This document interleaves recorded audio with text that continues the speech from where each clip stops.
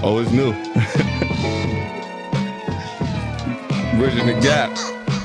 I think we sound different. Episode 19. Shout out to Envision Music. Talk to him.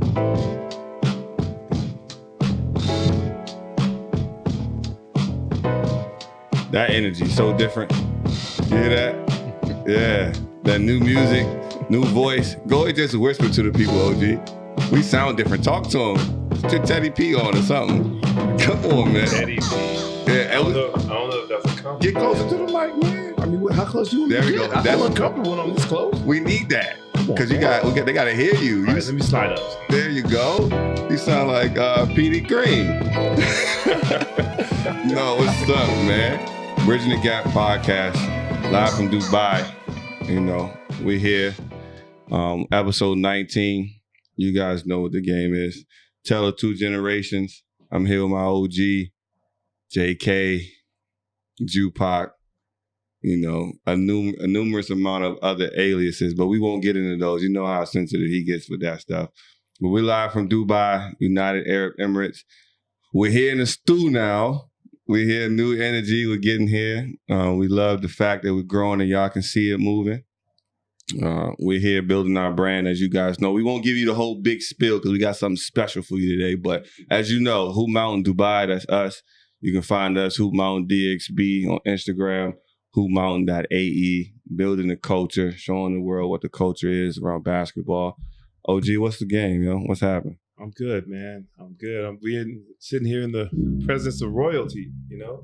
Oh, man, they can't even see it yet. Yo, E is already tricking it. You see what he did back there? Yeah. I was going to wait until we got into this, right? You guys know how we deal with Ethan. Ethan is our guy. You guys see the dope visuals we got? You know, he's one of the dopest in the game right now. But man, you heard that loud bang on the floor because Ethan dropped his phone. I don't know why. He knows no phones during the podcast. He can't get right. Can't get right. Can't get right. That's just radio. Yeah, we were already waiting on to talk about some other things he didn't do last time. But right. He didn't give us a chance to get started. It is what it is, man. We got to get there with the guy, right? That's cool. That's our guy though. So we can't be too upset.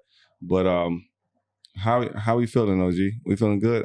There's a lot of energy in here. Hey, look, I'm feeling real good. Look where we are. Right. Look where we've come. Yeah. We're on the rise. And you got space, right? Space. You got space. And out of my apartment. Yeah, and just let you know, OG, you can fix your thing if you want to and raise it up. Right. Hit it on the side, right there. Yeah. There you go.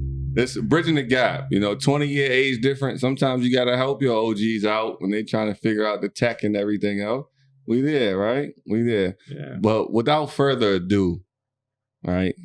I don't know if y'all can see it now or not. We'll, we got to look at the video later. But we're here with the city that we're from. I'm from Alexandria, Virginia. We got the GOAT from our city, She may not call herself the GOAT, but she fits the description. It is what it is. We got WNBA 10-year vet. I'm calling it before it gets there. It's like 8 years now, but we're going to speak it into existence. She's a pro. She's the best basketball player, woman or man to come out of our city in Alexandria. UNC Tar Heel. You see the colors. Y'all know I'm a Tar Heel guy too. Just a legend in his own right. And through the grace of God, because that's the only way we can explain it. She's here in Dubai with playing professionally for the second time this year. This is the second time. She was here end of December, all of January, and came back for a second stint after winning a chip. Got one under my belt. Got one. Tierra Ruffin-Pratt, ladies and gentlemen. Where we at with it? I'm sorry, that's the wrong one. Here we go. That's a round of applause for everybody. Good. TRP, what's up? What up, man? Man, we just happy to get it going. Man. We just happy to get it going. Yep. How you feeling? I'm cool, man. Happy to be here. Enjoying my time here in this beautiful city of Dubai. It's nothing better. Out of all the places I've been overseas, this one is by far the best place I've been for sure. Yeah. Let me start by apologizing. Because I already know OG gonna say something in a minute anyway. But let me start by apologizing. Originally, we had Tierra here during her first stint when we were in the old studio. Y'all didn't see. It was just audio. And we were recording an episode with her. It might have been episode 13. And, you know, some things happened. I failed. I tricked it, though. The SD card was full, and we had recorded 2 hours and some change. And it didn't fare well. We missed out on probably what was then our greatest episode. But That's being very generous. Yeah. That definitely was our best episode, our longest episode, our most entertaining episode. And you tricked it up. You tripped it up, brother. I accept it. You know what I'm saying? Ethan, I accept it. Just remember that. The master himself messed up. Hold on. No. I'm not the master yet. I'm just, rolling with the punches. I've had to learn as we go, right? I tricked that up because we had too much memory left on the card. I guess I'm going by how you give orders all the time, as if you are the master. I know you're kind of like the lead guy and all this stuff, but it's the way you talk. We gotta change that master. We can't use those terms. I know what I'm saying, but you know what I meant. Like, you know what I'm saying? We gotta be wary of that. You're the master, you're the teacher, pupil. You the overseer?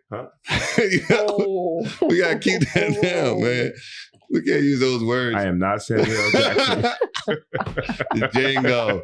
No, that's funny. That was actually funny. That was cash in the bank. Let's see if I got a little laughter in here or something. There you go. You got a funny joke. All right. But nah, TRP is here playing.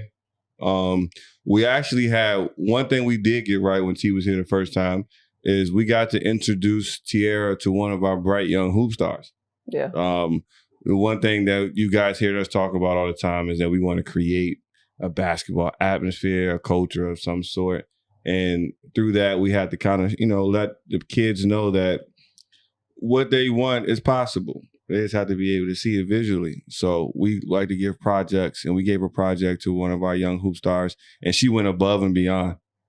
And she went above and beyond without knowing that Tierra would ever be here, right? And she didn't know Tierra was a part of the same high school I was in. I gave her a random project just to go look at the sparks, and she came back with 3 names that she looked at, and just so happened it had become Tierra Pratt. And I was like, interesting. And I said, go look into that. And then she came back to me and Coach with a tribute video that was like 4 minutes long. You guys can see it on our Instagram page if you go for Hoopmountain.ae. But Coach, talk about how you felt when you saw that video. It literally brought tears to my eyes because it portrayed Tierra not only as a great basketball player, but a great person. And it talked about the community service and her activism and things like that other people wouldn't get a chance to know because they would just see her as a basketball player. But, it was the whole thing just shed a light on how Tierra and other basketball players alike are just like us, except they use their platform to try to help others. Yes. That's T, right? Yeah. T, how were you feeling when that, when I told you about it, and then I was like, yo, you gotta see it. Yeah, you just kept saying for like 2 days, like 3 days, like, you gotta see it. I can't wait to show you. So I'm like, what do you got up his sleeve? What? I had no idea like what it could be. But when I saw it, I was like, man, she really put some time and some effort into it. I know for me as a student of the game, I know I wouldn't have went that far and beyond for a project given to me. But she did a lot of research and dug deep into not just my basketball side, but also everything I do outside of basketball with my foundation and all the stuff going on back home with like Black Lives Matter and the protest and all of that type of stuff. So I was amazed by it. Man. I just couldn't believe like how much detail went into it. And it wasn't just like something simple. She actually put together like a documentary style. Yo, with the voiceover and everything. Voiceover, yeah, it was crazy. And mind you, she like 11. Yeah. If that, She like did an amazing job. Yeah. She did an amazing job. She almost had us like cry, like drop tears. Like she showed us. Matter of fact, she had done something else originally, right? But what happened was it was 3 young ladies. I gave all 3 of them a project. One didn't come back in time, but the other one had printed out a picture for Seattle Storm. She had printed out a picture, and then on the back of the picture, she had some stuff. And the other young lady, she didn't really go that far and beyond, but she's competitive. Yeah. So she was like, and I was going to take a picture, and I was like, yo, this cool. She said, no, don't show anybody that. I was like, all right. She said, let me do something else. I said, okay, cool. So I was like, y'all ready to see? I thought it was going to be a poster board. She came with a full video. And she showed us like after our Saturday morning workout, and I was like, man. And I think it hit so much because of what Coach and I preach about when we say that basketball for us is not just a sport, right? It's a community. It's a way of life. For a lot, it's a change agent for a lot of us. It's a coping mechanism for so many of us. Yeah. And then it just builds relationships and takes you different places. Yeah, I would agree. Yeah. I mean, even if we talk about our relationship between the 3 of us, right? Like, we all in the same vicinity. May not have been the closest then and there, but because of that, like, same passion for the game and kind of seeing those same values, we were able to just all instantly connect with stuff. Because we didn't know T was coming to Dubai. Like, T just, like, randomly sent something out. I actually thought you were just joking with me because I was still in the States when he told me you were here. I was like, come on, man, Tierra ain't in Dubai. Right. He was like, no, she's really there. I was like, what? And so that was just crazy that we have a connection with TC and then we're here. Yeah. Together, you know. Wow. But I got to get into a story, right? Because some people don't really, people give accolades, you know what I'm saying? I ain't going to have this be like no interview or nothing like that. But I was a year younger than Tierra. And during high school, we had won a state championship my sophomore year. And that was like the first time in like 30 years a team from that area, let alone our school, had won one. So it was a pretty cool deal or whatever. T been killing varsity since she like 8th grade, right? Like even before it was legal. So her senior year, my junior, and then we had 2 prominent seniors on our team as well. One was MVP of the state championship game 2 years before, right? A year before. Killer on their senior night. And senior night in America is when the seniors in college or high school, they get honored on the last home game because that's the last game you're guaranteed, right? So, it's a big, everybody come out, show things. So it was a doubleheader, right? The girls played before us. We played after. Everybody's parents went out, did their thing. At the halftime of our game, y'all listening to what I'm saying, and I promise you, I'm not hyping. It's not cap. At halftime of our game, they retired Tierra's jersey. In high school, they retired her jersey at halftime after she just put up a 40-piece. I'm saying. Oh, man. King, what was... I just sense a little haterade over. No, sir. No, T, sir. Don't take it personal. That's on. how he normally is. So it's all right. Nah, man, don't do that to me. Yeah. Nah, listen, we all was sitting there. I was looking at them. I was like, y'all can't say nothing. Y'all ain't got nothing to say. Everybody was, yes, look. Fire. Nah, but OG, you all right over there? I'm good, man. You sure? I'm good. You got a shirt with your name on it today. That's interesting. You did that on purpose, too. What? You ain't just randomly buy a LeBron shirt just because. You bought that because it said King. Actually, it was a gift. Oh, yeah? It was a gift. And then, so, I picked up something that was clean. Now, you was rushing me, so I had to get here. Yeah. Make sure you're speaking to the mic, man. Dang. All right, look. We got a couple topics for everybody today. But before we get in there, we just going to loosen it up. Because as y'all can see, OG, he Oscar the Grouch tonight. You know what I'm saying? So we're going to get him. We're going to get him right. I got, this or that. We played it last time. We missed out, but I revamped it a little bit. You know what I'm saying? I got some stuff for you as well, big dog. But it's real simple. I'm just gonna give everybody an option. They choose this or they choose that. It's gonna be a little bit of music, some movies, and some basketball stuff. Here we go. All right, you ready? All right. First one, you know what I'm saying? Low down, dirty shame, or major pain. You already know where I'm going. Yeah, look, I'm major pain. look, Major me, pain all day. I'm letting T go. I know where I'm at with it. I love major pain, but I got a different type relationship with low down dirty shame with my sisters. So See, listen, with Peaches and them. Yeah. Listen, I'm with you. I'm telling you, shame. Look, I'm with him on that too. You know why?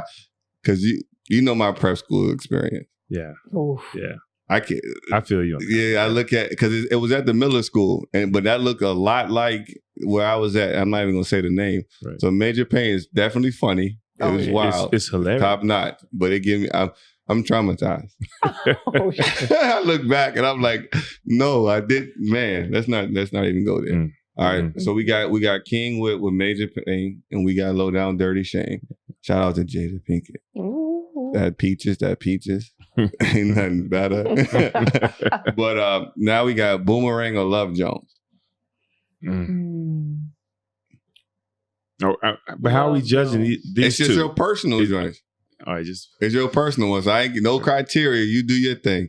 I'm going Love Boomerang. Jones. Love I mean, it's tough. But I'm going Boomerang. Why are you going Boomerang? Man, I gotta stick with Eddie, man. Come on, Eddie, Halle Berry. Come on, man. Like, come on. It was star-studded cast in there, and it was hilarious from beginning to end. It was. They said a lot of that was improv. Like when Pops jumped in with the mushroom suit. and they came out the bathroom after getting wild. They said a lot of that was improv. And you talk about early Martin Lawrence, David Allen Greer, Robin Givens, Eartha. Listen to that cast you just mentioned. I was like, Marcus. You had that voice? I was like, no, you gotta run. You gotta go. And he got caught each time. What was that like though? That was your era. Y'all caught that in the theaters? Yes, we did. We went to go see that. We had to go support for sure. And plus, look at the all-star cast in there. Yeah. Why wouldn't you go? Did you have a relaxer like Eddie did? No, I ain't have that. Nah, Eddie got some crazy stuff off. I keep looking at Eddie Murphy now, Nutty Professor, and I be like, yo, how was he a sex symbol in the 90s?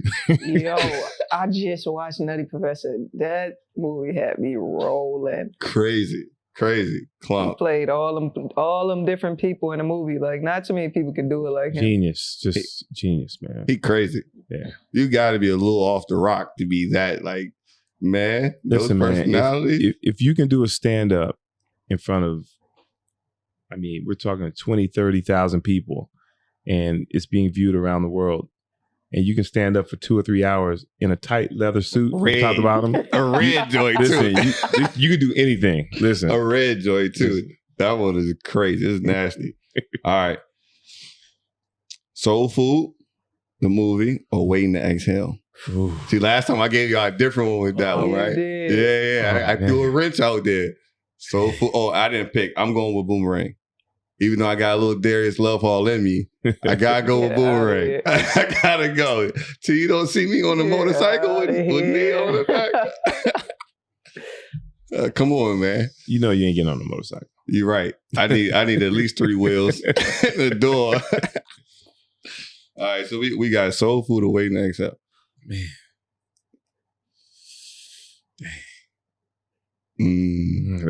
Dang. That's tough. Look, T quiet. Soul Food. I'm going Soul Food. Yeah. I'm with you. I'm going Soul Food. I'm with you. Yeah. Just for the food alone. I'm just, we in Dubai. Don't get us wrong. Everything here is perfect. Yeah. There's always time when you get Big Mama's cooking for sure. Yeah. No, that's a fact. You'll miss that after a while. Man, yeah, I'm going Soul Food too. That story was crazy. Yeah, the storyline, but it's like a real. I've seen. It hit home for everybody. Yeah, everybody knows somebody that's living like that, or you live like that. That's that hit home. And that's no slouch to Waiting to Exhale, because Mom Dukes or somebody watching and being like, "Boy, I know, I know." Right. With Houston, listen, I understand that thing with Angela Bassett, like that was real, right? All right, so we going You know, 5 Heartbeats or Temptations. Let me stop. I'm 5 Heartbeats Hey, all day long. you know, Eddie King. I'm 5 Heartbeats. You know what's funny? You know what's funny? If you guys have heard me before, you said Coach is a lot like Eddie King, right? What's funny is that I got a new intro for Coach. I can see you, Ethan. I got a new intro for Coach, guys.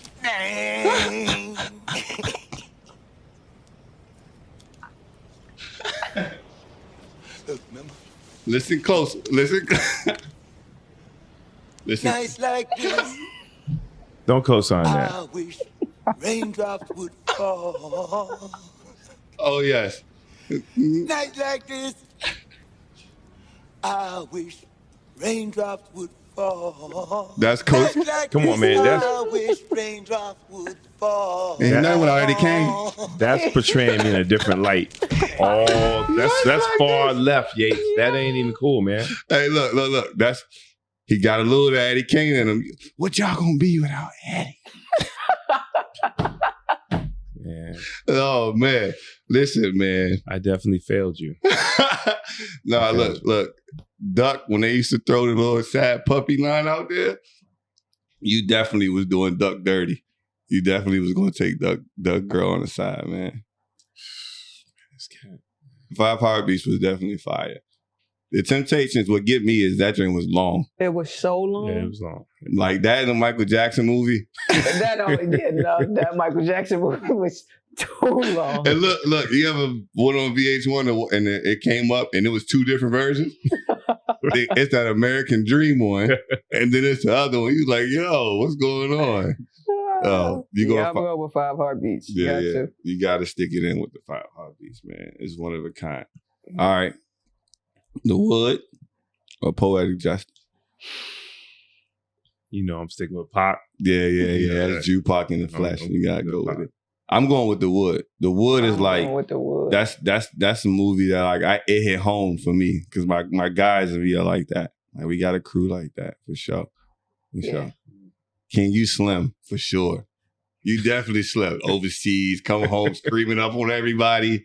You said, nah, I ain't getting, forget that. You throwing them in my car? You throwing it, man. King used to get. So I'm petty like that. For sure. You lucky Ethan can't get on camera yet. We ain't putting him on camera, but he'll vouch too. But give me an example. How was I that petty? What you mean? Yeah, I'm listening. Everybody's listening. Man, all right, where do we start? Well, first, right? Somebody don't crack the window down too low or something like that. You yelling at them. No, we in Dubai. It's what? Breeze is nice. You know what I'm saying? Sun out. What you doing? Man, put the window up. You're making me sick. All right? Like, all right, cool. But was I driving at the time? Yeah, you driving. Yeah, so the driver needs to be comfortable, right? I'm all that matters when I'm driving, right? See what I'm saying? That's what when you're driving. Look at the face. When he's driving, I don't say anything. I just are you sit there, crazy? boom, just do my thing. Don't know. All right. Come on, man. Chaz, don't do that. Chaz, we're gonna check in soon, Chaz. We're gonna check in soon for sure. I promise you, because he's lying, man. Chaz won't show me nothing but love. I know, but we're gonna talk to him with you out when you're not in the room, because you get a little loud. You know what I'm saying? Talk with your chest sometimes. You know, it's all good though. You lucky Ethan. I can't put Ethan on camera yet. I ain't gonna do that for a while, but Ethan will come here. He got a list of things for sure. Yeah. Do you, Ethan? No, you scared? It's not hard. It's not hard to work with me. Don't Is be it, Ethan? scared, man. You tighten up over there. You can't be with us and be scared, man. He'll be all right. He old. He can't catch you. You know his back hurt. Yeah. All right. Look. You're gonna be all right, man. You're gonna be all right. But all right. So we got The Wood for me and T. Yep. Poetic Justice for you. And I love Poetic Justice too. Let's not get that twisted. But The Wood it's just a different vibe. And I think the dopest part too is at the end how Sanaa Lathan and Omar F still click. And that's a loving basketball vibe too. It's just like Inglewood, right? It doesn't make sense. Connected. Yeah. All right. This is just for you, Pac. Dear Presidents or Menace to Society. Oh, man. Yeah. Dead presidents. Dang. I'm going Minister Society. Mm. Yeah. I'm with you. I'm going Minister I'm with Society. you. Like, Yeah. come on, ain't nothing like Kane rolling through with the Look. Mustang with those Daytons on it. Like, Yeah. come on, man, like, It's different. different. He said, you better order me a fat burger with cheese, too. He called me the drive-thru. I was like, man, the West Coast The different. West Coast is different. different. You see palm trees and sunrises and everything, but listen, Yeah. you know, Go to the wrong part now. for sure. All right. I'm going Minister Society, too. All right, we got a basketball one here for us. White man can't jump or above the rim. Mm-hmm. I'm going Above the rim. Yeah, I'm going above the rim. You know, like I'm still salty at myself for missing that when we were talking about the top movie. Yeah. Because I can't. Come on, Pop. That's one of my favorite songs on that soundtrack. So Yeah. much pain. I got to put that on there. You got a lot of shepherd in you, too. You for sure was outside playing with no ball. Yo. And look, Nutso, you hear that, Nutso? Nutso, you hear that? There's a lot of giggling from our guest tonight. A lot of giggling. What you I'm mean? staying out of it. You know, look. I don't want no parts of y'all. Everybody back home know too. Until you probably peeped at an open gym in high school. I've been knowing King for over a decade, right? I ain't seen him wear shorts or hooping shorts until we got to Dubai. Look, you see Shepard got to the finals. Shepard got to the finals and was hooping in a corduroy khaki with the long sleeve Henley. It was like getting to it. King was giving us buckets in high school. And he had the ripple weight joints with the snaps on the side. I was pissed off too, man. I was pissed off. He was getting a post. But Oh man, y'all crazy. that was the way it was though. Look, I'm going white man can't jump. I loved I that loved it. too. I Don't loved get it. me wrong. I loved it. It was, and when I found out that was Marcus Johnson, Yep. was in it. You remember the when they lost that bet, when they won that bet at the court, one of the first ones, and they had the dude ain't had the money, and he had to go rob the convenience store. You know, that was the NBA All-Star. That was the NBA vet, Marcus Johnson. Yep. What's his name? That Baldwin Hill show. Remember the Baldwin Hill show? Mhm. And his son that was playing like Mariah. His dad. It's Marcus Johnson. That was him. I was like, yo, this joint even more legendary than I thought. You got Rosie Perez out there wilding on Jeopardy. Yeah. Rosie, I see you. Rosie, I was like, it's getting to it, man. No, that was love. All right, let's jump in on this. Okay, get on the bus or school days. And this is for me. We're talking about bridging the gap. This is one of those way out there. Some of y'all ain't never seen, but, you know, get in, check in with those. School days. Yeah. I'm going School days. Yeah. You know, school days personal because Sugar Bay in there. Yeah, that's how I picked it. Yeah. But you can let everybody know who Sugar Bear is. Sugar Bear is legendary. Legendary. Go-Go, Mike, lead Mike. And this is an OG Go-Go, like the Chuck Brown era. His band EU doing the what? Wow. I ain't got the voice over here, so I can't play it for y'all, but he legendary. And he also worked at T.C. Williams, which she and I went to school and coached at. So we got to actually have conversations with Sugar Bear. Like, it was just crazy, you know, to be that close to something and see that. So shout out to Sugar Bear. Shout out to Sugar Bear. Miss Finney, shout out to you too, man. They actually played that when I won prom queen in Yeah? high school. Yo, They played Doing the Oh, Bud. wow. I run Prom King too, right? They did. Yo, they had them change the song in the middle. They played some like slow stuff. There he is. I was like, There he is, ladies and gentlemen. what? Hater. Just let somebody shine. You ain't got to add that you won Prom King too. Dang, I was talking about the song. No, I'm just saying, but like he was giving Damn. her thing and everything. And then you got to say, oh yeah, me, I did that too. It's like, No, I didn't do that. It's okay. I got you. I Y'all changed see it. what it is? I changed the song in the middle of prom. Yeah. Had to. It's all right. Check it out. Y'all hear that? That's Eddie Kane over there trying to jump in. It's all good, man. It's all good. I got you though. Yeah, they knew I wasn't doing no slow dance with EJ. Yeah, listen. Hey, look, you was already 3 feet taller than my guy anyway. Shout out to my man EJ. Yeah. She can post and bro up. Yeah. Post Real talk. Post cereal. Sure. cinnamon toast crunch. Nice, man. But no, we got next we're gonna go into some one-on-one battles a little bit and some TV shows. Jamie Foxx or Will Smith? Who's funnier? Funnier. Who's funnier? Whose movies are better? Whose TV show is better? I'm going Jamie Foxx off the road. I love Will Smith, but Jamie Foxx is just, he's just more all around, I think. He can do it in every aspect, music, acting, like I think comedy. I'm Jamie Foxx. He can do everything at an A+. Yeah. Will Smith is, he's got a B or C in some certain things, but Jamie Foxx for sure. Yeah, for sure. Jamie dope because he could do a whole stand up with the piano and sing in the mix. Right. Like he can do it all. What you doing? Yo, he got a #1 song. Right? I know he got I know Will Smith got Summertime and he got a Grammy and all that other good stuff too, but he ain't got Blame It on the Alcohol. No.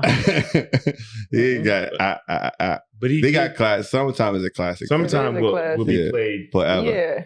You guys will be 40 years older and it'll still be played. Yeah. That's a fact. But he started out as as an artist. So Jamie Foxx just he just burst onto the scene doing everything. Yeah. For sure. All right, we're gonna make it even different then. The Jamie Foxx show or the Fresh Prince of Bel-Air show? For the show, I'm going Fresh Prince. I'm going Jamie Foxx. I'm going Fresh Prince. Even though I cried, everybody know when you cry. I cried, when it was time to go and when he was standing in the middle, there was nothing left in there. He was like, man, it's the end. And then when his pops ain't come back, legendary performance and all that. But I just thought Jamie Foxx show was funnier. And it still had his like life lessons and all those other things. Yeah. It was more hood, probably. That's probably what it was. Yeah, for sure. That's probably what it was. Yeah. Because Fresh Prince is more polished. For sure. Yeah. Quincy Jones a part of that. That's tightened up for sure. We got Netflix need to put that out. All right, now we got one of those underground, My Wife and Kids or the Williams Brothers. My Wife and Kids. Yeah. My Wife and Kids. Yeah, that Junior different. Junior different. That man. Woo. Wayne's brothers was kind of over top sometimes. Like they were going too hard. At some points. Yeah, they was wilding out. What's the man with the go-to? The Tookie? He used to get crazy in there, boy. The do-rag, everybody wearing their do-rag like him now, though. Yeah, it's a trend now. Man, that thing crazy. All right, we got House Party or Sister Act 2? Sister Act 2. Come on. House Party. Come on. Sister Act 2. Hey, T, Mary had a little lamb. Let's talk about it. What? Come on, man. Man, come on. House Party. Kid and play. Come on, man. Young Martin Lawrence. Yeah, Dragon Breath. Man. Man, it was crazy to me. Robin Harris, man. Come on. Yeah, he used to get wild. But it was crazy to me to get that story plot off. You go from performing in Vegas to now you a nun in the undercover. You a nun in protective service. What? What is protection is getting crazy out here, man. All right, so now we'll go on to a little music. All right, OG, this is for you. Anita Baker or Sade?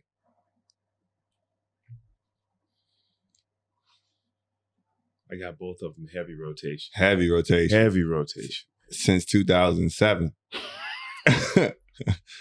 At least. Because I know. I was in the car. I was in the whip. I know. Listen, man. Yeah.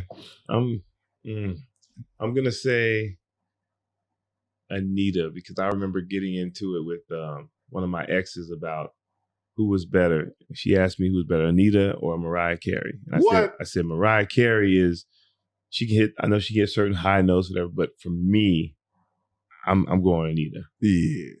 I'm going with Anita too. Yeah. Give Auntie her masters, man. Man, come on, man. Stream the music. Word though. Hold on. You gotta go to the greatest collections and all the other stuff.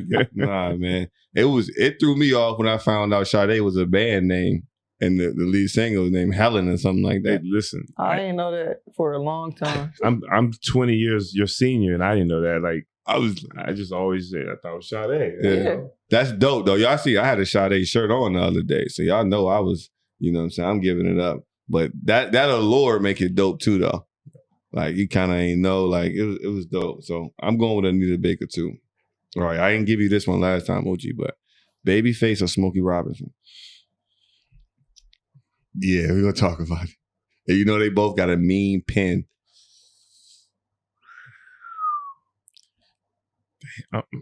Babyface, man. You gotta remember, like, Keith Edmonds. I'm 88, 92. Like, Babyface did a lot of things for me. Yeah, Did you're a lot right. of things for me. You know what I'm saying? I'm going Babyface too. Yeah. I cook your club. You know, I cook your dinner. Yeah. Wash your clothes. I mean, come on, man. Man. Just We can't play none of the music stuff on here because that's when, you know, YouTube start, taking stuff down. But if you need to, you know, we giving y'all, Bridging the Gap, we're giving y'all some gems for y'all to go and tap into and get into a little later. We'll get into the basketball stuff now, but we inching y'all way into showing y'all a little bit more. All right. Chris Brown or Usher? Chris Brown. Look, we 2 up, 2 down forever. Yeah. It's Yeah, faithful. for sure. It's there. You know what I'm saying? He gonna go Usher. I don't think he knows. You saying that because Usher was out before? Yeah. Yeah. I feel like that's more your speed. Yeah, it is. It has some great moments to some of his albums. Some great moments. Shout out to Checkers in Dusseldorf, Germany. Look, Checkers, man. Look, I'm going Usher for sure. Yeah, we with Breezy, 2 up, 2 down forever. And I don't have no celebrity beating him 1-on-1. And he can hoop. Yeah, like for real. Yeah, he can hoop. All right, this one back in your park. Marvin Gaye or Teddy P?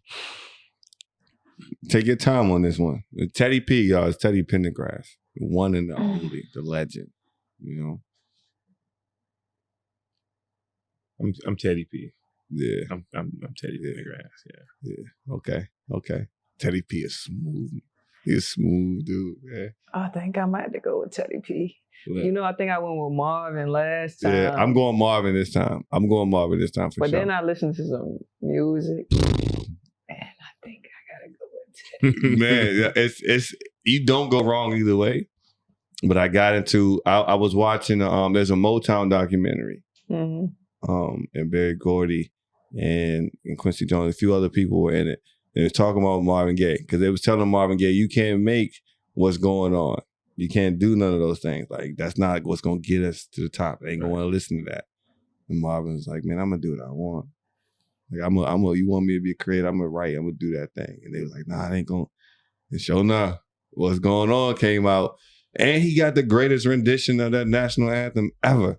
And he did it. And he did it in the Forum. And you know I'm a Laker guy. Mm-hmm. You know, shout out to Staples and the Lake Show.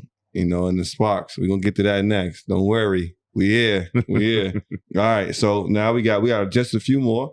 And T, I know you on your gospel thing too. So I'm gonna throw something in there for you. It's gonna be different than last time. Okay. I got something for you this time.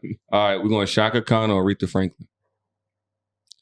Look, that's it. Look, that's what you see his face. You see his face. I'm gonna go with it. I know. I'm going with Shaka. I'm gonna go with Shaka. I'm gonna go with Aretha. I'm not even gonna answer. I got him. I gotta sleep at night. I'm not even gonna answer. He thought he knew the whole list. He was ready to just skate through them. No, you gotta give us an answer. We can't leave like that. Come on, man. I just bumped Shaka earlier today. Yeah, but Aretha, like that voice feel like home. That thing different.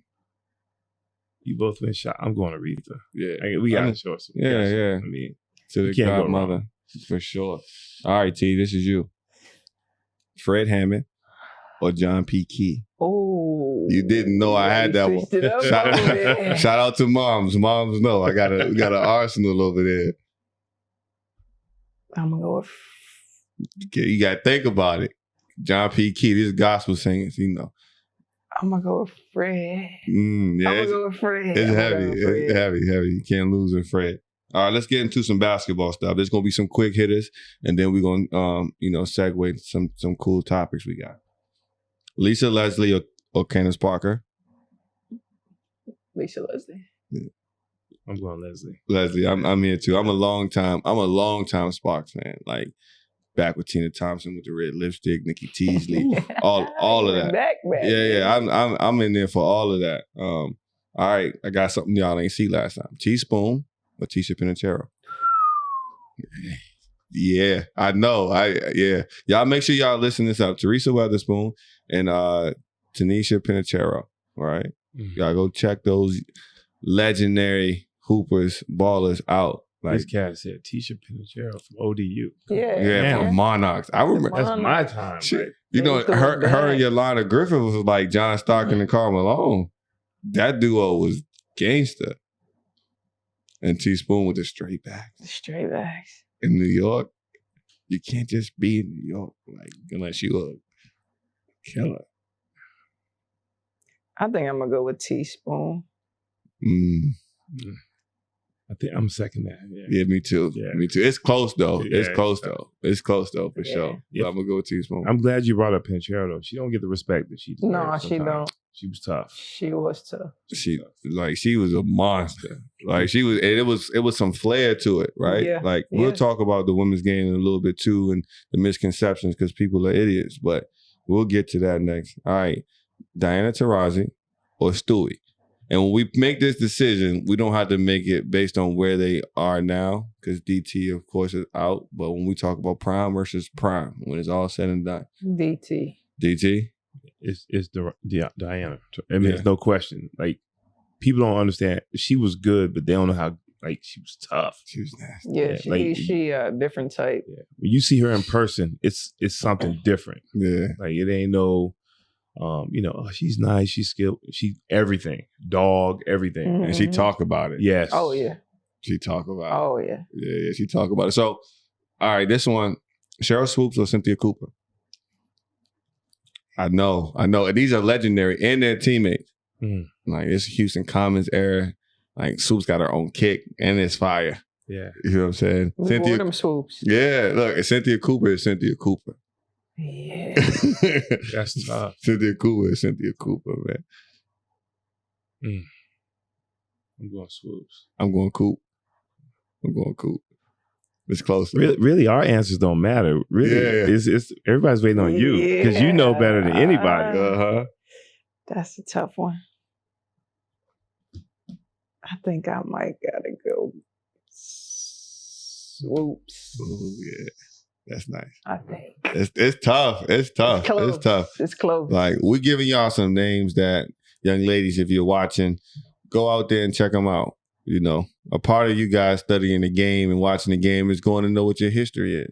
For sure. How can you know where you're going to go if you don't know where the game has been before? Yep. Right? Exactly. Just make sure you check in with all that. You know what I'm saying?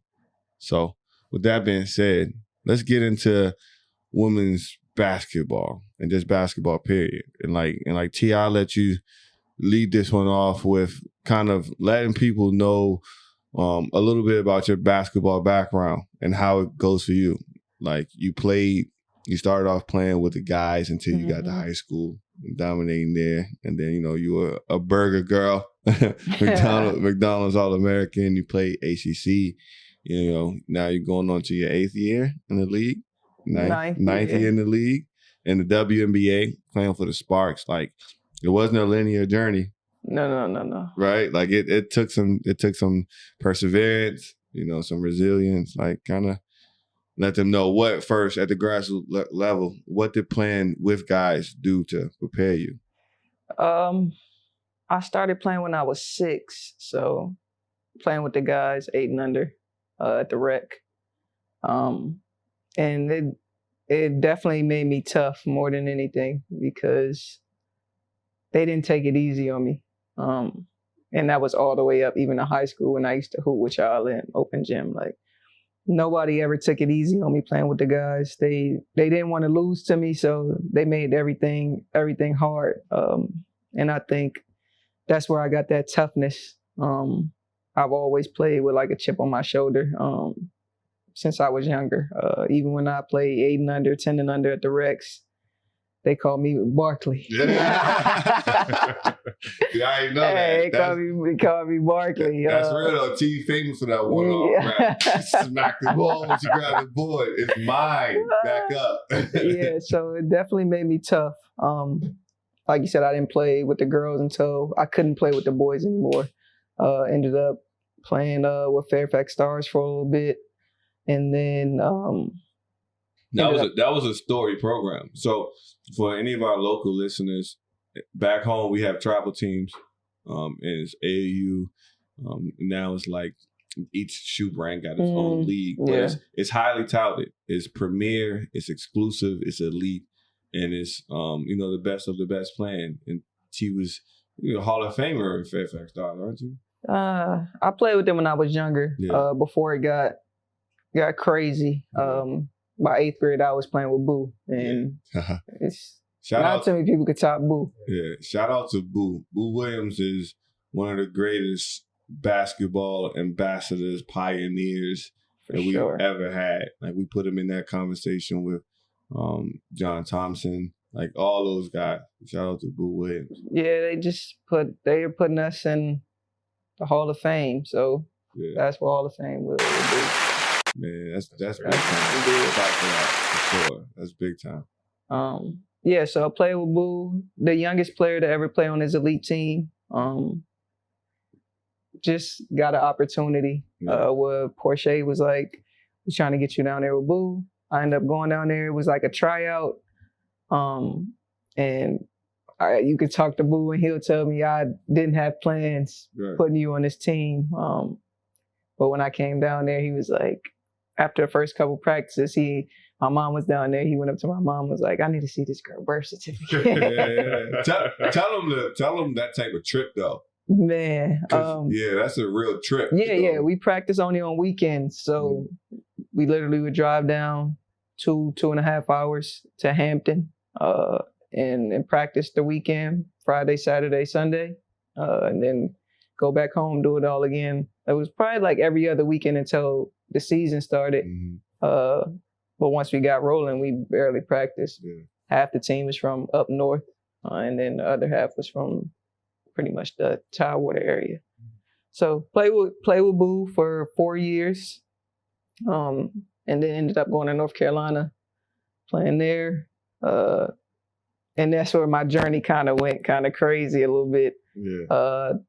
After my sophomore year, that summer, ended up tearing my shoulder in workouts and stuff, playing pickup, and had to get surgery. So I sat half of my junior year, missed all of like non-conference, and came back at the beginning of conference play.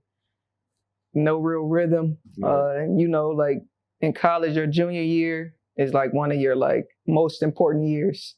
So missing half of it was kind of like detrimental. But then I had a great senior season, and ended up not getting drafted into the league, which was a blessing to me. Going into college, you was a McDonald's All-American Game MVP, correct? Yeah. Right. Don't just gloss over that, because there's a reason why I call her the GOAT. You know what I'm saying? Anybody that's listening from Alexandria, whoever it may be, I did not misspeak. Right. I meant what I said. If you're from Alexandria or Northern, you know about Tierra. Yeah. You should know. For sure. Before you said she was the MVP of the McDonald's game, I was going to say, you had some issues with your shoulder in high school, though. Yeah. And you still averaged a triple-double. Close. Yeah. I mean, every year it was like something with my shoulders. But, in high school, you kind of just go with the flow. Like, I just kept telling my mom, I don't want to have surgery. Like, it's going to put me back. And, you don't really know much about your body. Like in high school. Like, you just want to hoop. Yeah, I just wanted to play ball. They said surgery 6 months out. Nah, I'm cool. I figure it out. No. I mean, I take my hat off to you for doing that. But there's a lot of people who would have been like, "Nah, I can't deal with the pain. I you know what I'm saying? I'm straight. I've already averaged 30 points up to this point. I got college offers already. I'm good." you wanted to win. Yeah, you I wanted wanted to play. to win. You're just a hooper. I didn't want to sit people out. need to hear that. Yeah, I never wanted to sit out. At the last game in high school, I had to sit out because I had hurt my shoulder the game before. Yeah. And my mom was like, You ain't playing. You ain't playing. She was like, if this brace that they say you need don't come in by the game, you're not playing. Yeah. And I was like, come on, I didn't play like this before, but she stuck to it. I was sitting on that bench, bro. Yeah. That was tough. That was tough. Ain't talking about sacrifices. If for everybody listening, young girl, young boy, what she just talked about doing, driving 2-3 hours away from home to practice, right? And she didn't even get into her workout because I remember coming up. I might have been in middle school or so, and there was an OG that was around Mr. Turner. So I was Mr. Turner. He used to come. He used to work at Hammond, and he had the keys and stuff there. And he'd be like, he saw me playing and stuff. He'd be like, "Oh, you working on your game?" And I'm like, "Yeah," because I didn't really know that Alexandria like politics, so to speak. Like I always tell people, I didn't know what Delray was, Uptown, nothing. Yeah. When I moved to Alexandria, I moved to the west side of it. So from there, it's just like. It just is what it is. And my mom took me everywhere else. So even AAU, I didn't play. I played Virginia Pride, but then I went over to Bridge. So I was like, yeah, I'm working. He was like, Tierra Pratt being here, she shoot 3,000 shots a week. And I'm in here with her. And I at that point, like I had no clue who T was. Everybody was always talking about her. There's a girl who's always playing with the boys, killing the boys, right? And I was like, all right, we're gonna see. I worked out with Mr. Turner one time. I think I caught a cramp in my shoulder. I was like, make you put up a lot of shots. That's like, all it's about. Like, man, you serious? So we like Tierra, she put in work, and that was something that everybody knew. Like that became part of her reputation. Yeah. Right. People know when T walked into the gym, she did her work before she got there, and she gonna do it after she leaves. Yep. Right. There's no magic to it or nothing like that. You just gotta put the work in. Right.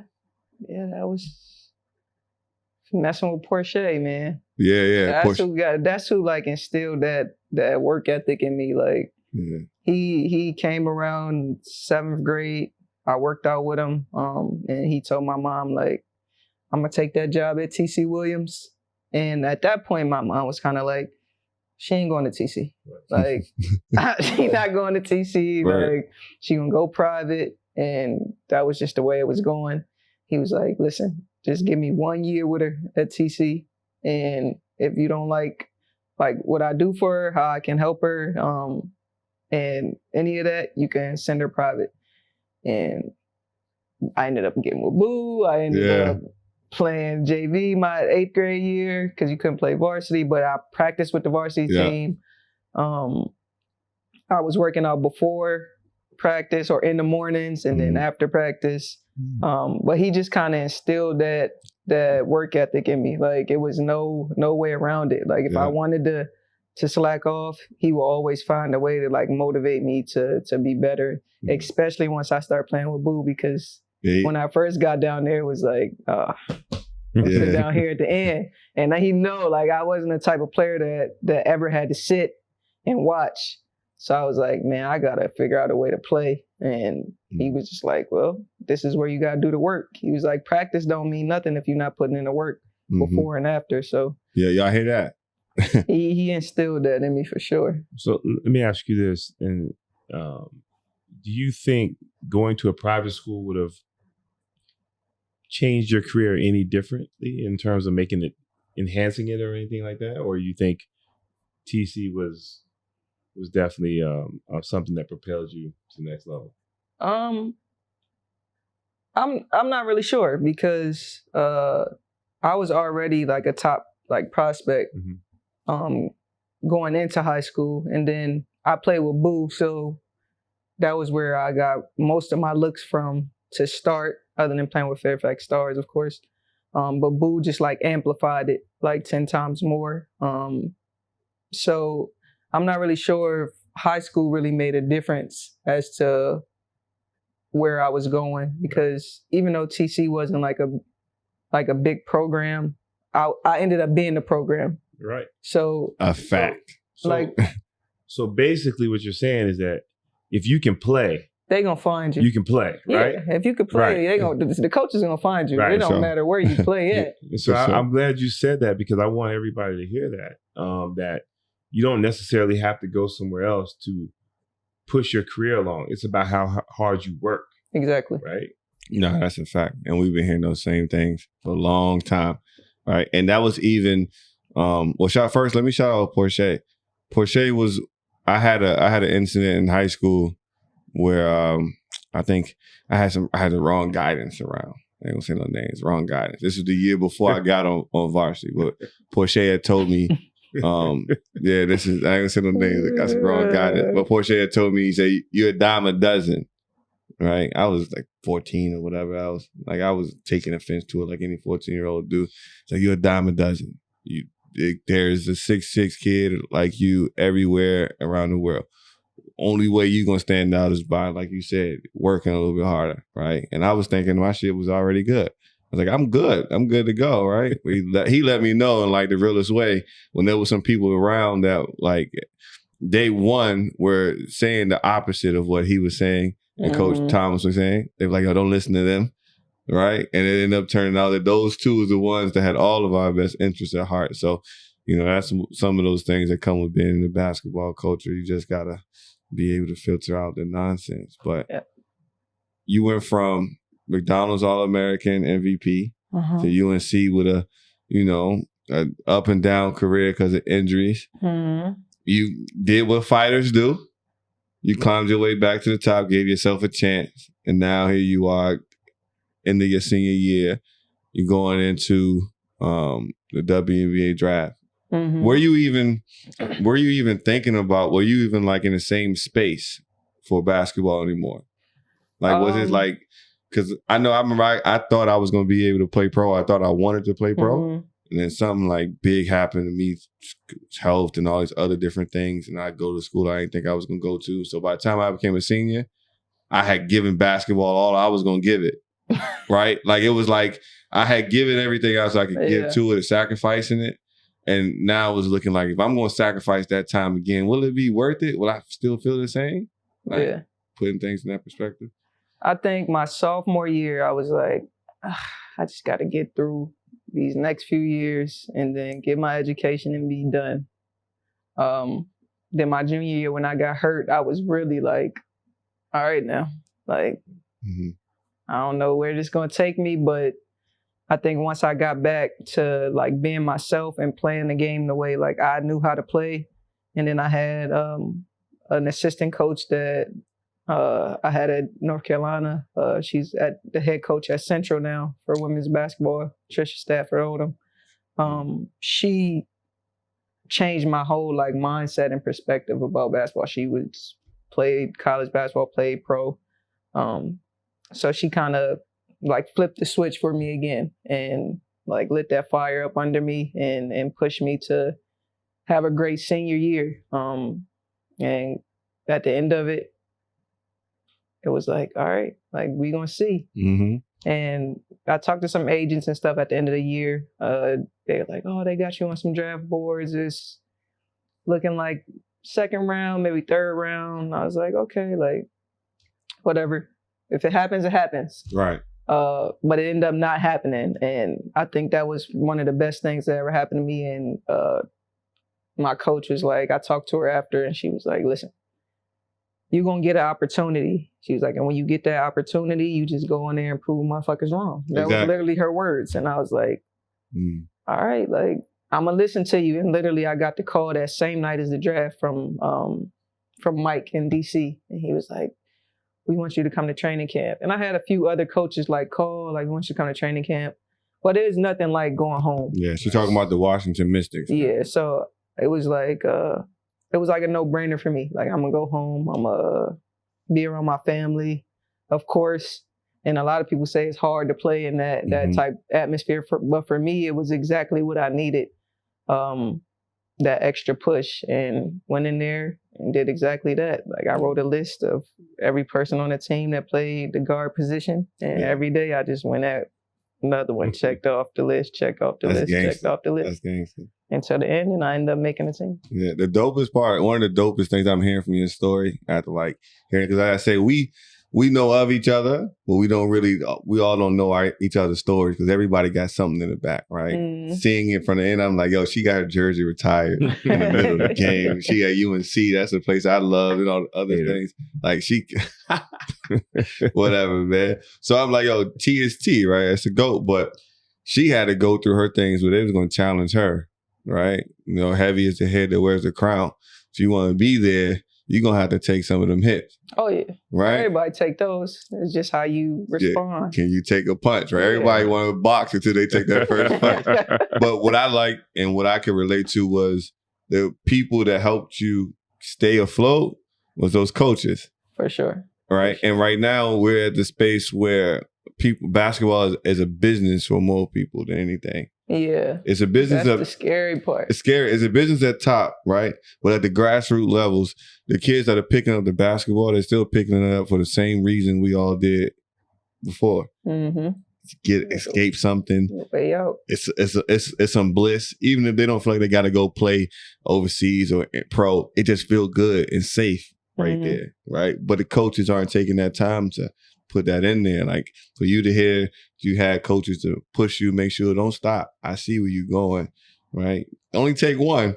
Yeah. Right? It only take one, right? I mean, I'm here with him because of that. Those same things. Yeah. I'm Porsche, man. He changed the game for me. And he ended up only being my coach for 1 year at TC. Yeah. I played 8th grade JV, and in my first year of varsity, he was my coach.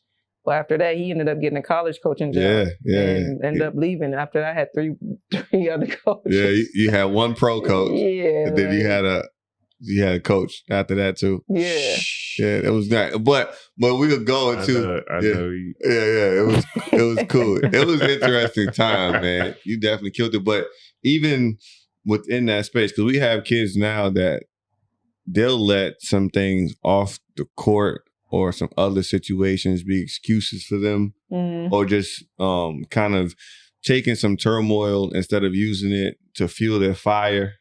They use it as, man, I'm defeated, right? Yeah. Like for you, draft day was tough. And just playing in the WNBA that first day was tough because you lost, your cousin, your best friend, one of our former teammates, JD. Same day I made the team, that night he was killed. Yeah. So, I mean, that's the reason I continued to play. Right. So, for sure.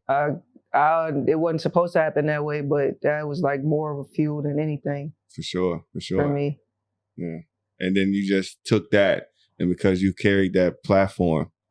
Oh yeah. And now we're here, and now we're here. You know what I'm saying? The name will never die. We got young, hoop stars in Hoopmountain.ae making videos, right? Yeah. You know what I'm saying? Showing love. She's asking, her parents are asking, how can we get involved and help out with this racial oppression, and that inspiration is Julian, right? Like that's the inspiration for everything. Is the reason because it was a point where I was like, I'm not doing this. Man. And then I was like, he wouldn't have wanted it any other way. So I think he cried more than I cried on draft night. So, it was no other way around it. He's the reason I push for everything, not just basketball wise, but everything going on in the world. He's the reason behind it. Yeah. No, shout out to Jew. Jew, one of the funniest teammates I've ever had in my life. Jew used to come into the study hall playing Robin Thicke. That sounds about right. He sees me like, look, y'all gotta get this one, Jew. Jew be like, you gotta make sure this one is in the mix. It's like, y'all lost without you. That's it. That's the one. Oh, he was gonna play them slow jams. He had him. He had him. Shout out to Jew, man. But now we talk about your WNBA career, right? The Mystics, right? Hometown squad. Chance to play with, Elena Deladon on that squad, one of the, what people would deem one of the greatest talents to come in. And then not only that, but play for a title. And I came to one of that games too. And you guys were playing at Mason. Yeah. I was at that one. It was the Mason one and the GW one. I came to both of those. Yeah, I think the GW y'all played the Dream. Yeah, we did. Yeah. Played the Dream. Yeah, nice. But to be there and now you're in LA with the Sparks, you know, I'm a Staples Center guy. I'm a Laker guy through and through. Like when we get home, don't be surprised if I don't know if I'm gonna get vaccinated. I'm not sure about any of those things, but don't be surprised if I say, yo, T, I just landed in LAX. I know y'all playing the Storm tonight. You know they letting fans in. Yeah, you got a ticket. You got a ticket for sure. Let them know about that WNBA journey though. After you had to go through the undrafted route. Playing at home was amazing. Like just being able to have my family at every home game, and just build a culture there. Kind of being that like hometown hero, and having people from back home able to see, like kids, able to see somebody who was from where they're from actually make it, and now playing on a hometown team. Yeah, amazing feeling. Like played there for 6 years, and I wouldn't trade it for anything. Yeah. But it was just time for me to do something different at the end of those 6 years. It was a push I needed to grow. Yeah. Because at home, of course, like you get comfortable. Like I don't got to meet no new people. I don't got to be around too many people. I could just go home to my family.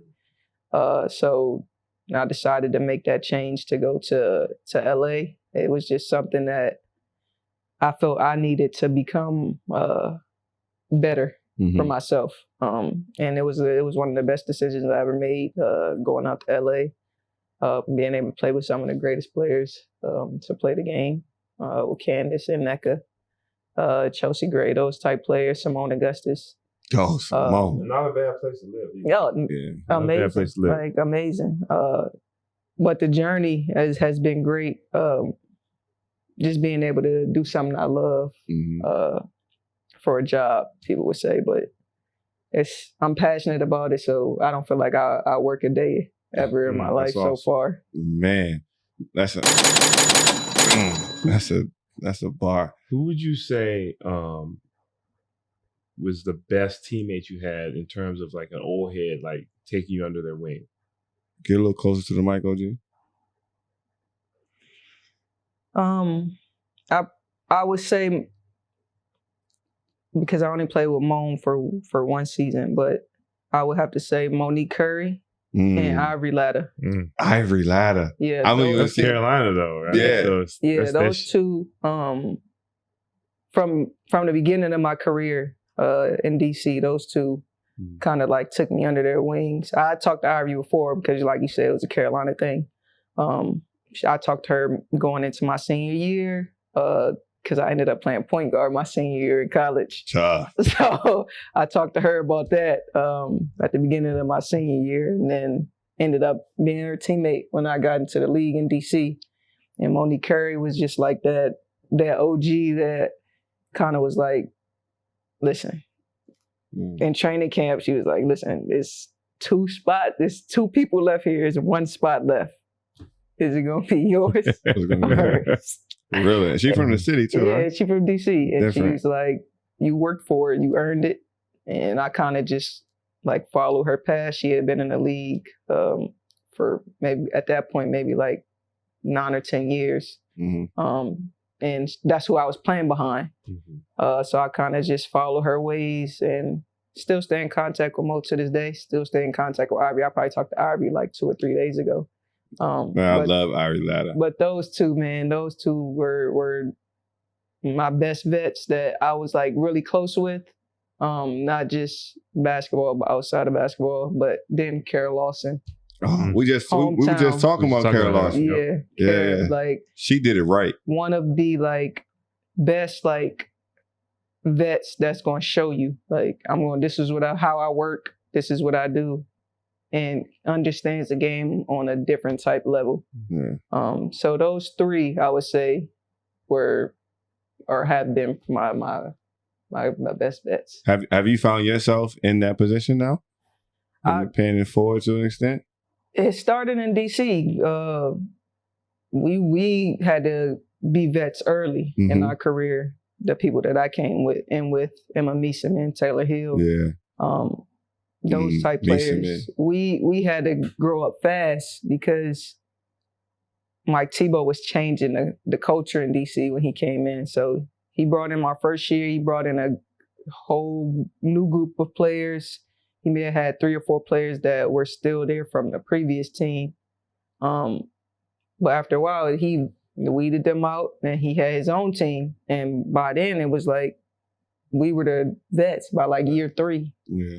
So we learned quickly how to like lead, and everybody don't lead the same. Mm-hmm. Yeah. Some people are more vocal and want to talk. Some people are more quiet and you're going to lead by example. And that's the type of leader I was. I'm just going to go in and I'm going to do the work.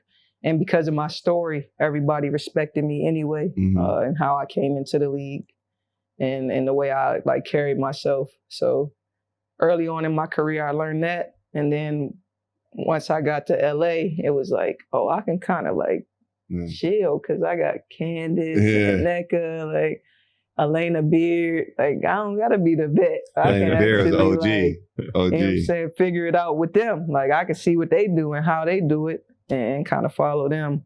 You know, I asked Elena Beard to prom in high school. I swear to God, I probably, she was on a crutch too. That's what she had hurt. Elena Beard was the reason I ended up in LA. Yeah. That's the... Yeah, hater, man. Look, don't hate, man. Don't hate, man. I'm telling you. Oh, it's got to be about me. Rolex wearing. Woo! Diamond ring wearing. Woo! Kiss stealing. Woo! Wheeling dealing. Woo! That's who? Limousine ride. Woo! That's who? Jet flying. Woo! Son of a gun. And I'm having a hard time holding these alligators down. Give me 2 traps and a Ric Flair. It's your fault. No, man. Stop hating on the kid, man. But nah, what you talk about Staples Center. What is it like playing at Staples? Before I went to LA, Staples Center was my favorite place to play. Like, I always got off in there in Staples Center every year. Like, it just feels good. It's just different. It's just different. Man. And then once I got to LA, like, I literally, after my first or second game playing, I was just like, I was outside of Staples Center, like, crazy. Bro, I'm really like playing in Staples Center. That sounds like us in Dubai. Right? Sure. You walk us through game day. Walk us through your first game day at Staples Center. Like, what that, from the time you woke up and getting ready to the gym, like, what was that? Like, I know you didn't forget it. I mean, I handle every game day pretty much the same. It was just different. Like, the timing was different. Being on the West Coast was different. But from the morning, got up, went to shoot around. You know, everybody's hyped for shoot around. It's the first game. So shoot around, went smooth. I'm one of them people that I can get really high, like too hype for the game. So I be having to calm myself down. I let myself be hype a little bit through shoot around, get us through shoot around, and then I have to calm myself down for the day. That's what it's Fred Hammond for? Yeah, that's why I got to play gospel, because if I don't, I'd be off the hinges. Right. But yeah, shoot around, went smooth, go home, eat some breakfast, which was probably a smoothie because I can't eat a lot before games. So I probably had a smoothie or something, took a nap, and then the city of lights. Yeah. You gotta throw on a fit in LA too, though. Yeah, you got to. You can't I get like caught. that. I see the frames. You see the frames. You can't get caught slipping in LA. Yeah. In DC, I can come to the game, you know what I'm saying? I can wear a sweatsuit and be cool. Right. Like, ain't nobody really watching you. In LA, yeah, tunnel pick. like, man, I gotta actually put on clothes. Because you could get caught anywhere. Yeah, word so, though. You know, got dressed. I don't remember exactly what I put. Oh, I do remember exactly what I put on. Because I had on a Nipsey Hussle shirt. Oh, I went in the first game with the Nipsey on. My Nipsey poster coming up soon. Don't worry. As you guys see, we got a new set, and you know whose side this is. You know, shout out to 04. 04. Shout out to you guys. I got to find my kicks on this part of the world. You know, we're gonna shout them out, get them some love because we need some cause figurines and some things up here. And then back there, we got Parker Gray. Again, do your Googles. That's legendary Black history right there. And then is that MJ back there? Is that MJ? Yeah, like that's MJ behind T right there. Man, shout out to Nipsey, man. So Staples Center, that's love. Yeah. You know, Yeah, but love for sure. once the ball tips, basketball is basketball. Yeah, right? no matter the gym, them lines the same on every court. Every court, right? We play. That's why we play the line game. And for all our young hoop stars, we gotta teach them everything. So we literally play a game to teach them the lines on the court, right? Yeah. But so Coach I think he probably asked me this before too. Who's the top three toughest people for you to guard in the league? Or let me say toughest. Who do you enjoy guarding the most? Because you know it's going to be a battle and you got to bring your lunch pail. So always DT. But my first few years, the middle, these last few years, like it changes. So DT was always one. And then before playing with Elena Deladon. So them two probably was my first. Elena before she got to DC, so she was in Chicago my first 2 or 3 years, and then I played with her for 3. And so them two, of course, Maya Moore. But now these young kids coming in, they different. Talk to us, because you know I'm a fan of Ariel Atkins. I love Ariel. I love Ariel. She was a pro. She was a pro coming into the league. But of course, like she played under Tina Thompson. So she learned the game a lot differently than some. You know, so she already had like that professional way of carrying herself, how she came into the league. By far one of my favorite rookies, her and then Maisha Hines Allen. Those two have been. I still stay in contact with them to this day. So those two are my rookies. Yeah. But like guarding now, like Rike Gumboale, tough. Like a tough, really tough guard. Yeah, like she crafty too. Yeah, super crafty. And then she's probably one of the toughest, but also like Stewie. Like you can't. Stewie, like she's different. Like KD type of different, right? To where she gonna get her shot off. It doesn't matter anywhere, there or nothing. Nothing. So, and of course, like Jewel Lloyd, like we had our like battles, Kayla McBride. So it's just different. It's a lot of guards in the league that can do it. I like Kayla McBride too. I always felt like she could be better. Like she could excel a little bit more. Like she could be like more like a perennial all-star. Yeah. Yeah, like I think it's she gonna just come. needed the ball in her hand more. I think her first few years in the league, she was like figuring it out, and then like they brought in Asia Wilson and Liz Cambage, and then she kind of fades out a little bit more. So it's gonna be interesting to see how she does in Minnesota. Yeah. But she's a tough guard. What do you think about the youngin from Maryland? Osu, Ashley. Oh, she's tough. How's her game going to translate to the league?